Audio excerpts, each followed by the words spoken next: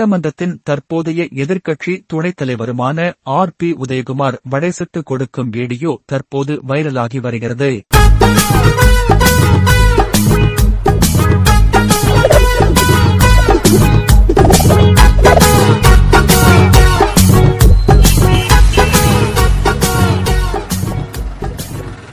மதுரையை அடுத்த நகரியில் பழனி செல்லும் பக்தர்களுக்கு ஆண்டுதோறும் முன்னாள் அமைச்சர் ஆர்.பி. உதயகுமார் அன்னதானம் வழங்கி வருகிறார். 3 வேளையும் சாப்பாடுடன் வடை, அப்பளம், வத்தல், வடகம் உள்ளிட்ட சிற்றுண்டி வகைகளும் கொடுக்கப்பட்டு வருகின்றன. முன்னாள் அமைச்சர் இன்று காலையில் அனைவருக்கும் உணவு வழங்கினார்.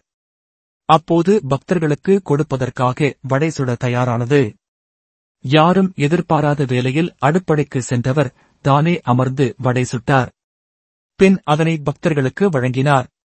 அப்போது அங்கு வந்த பக்தர்கள் சிலர், நன்கு வடை சுடுகிறாரே என்று நகைச்சுவையாக சொல்லி அவருக்கு பொங்கல் வாழ்த்து தெரிவித்தனர்.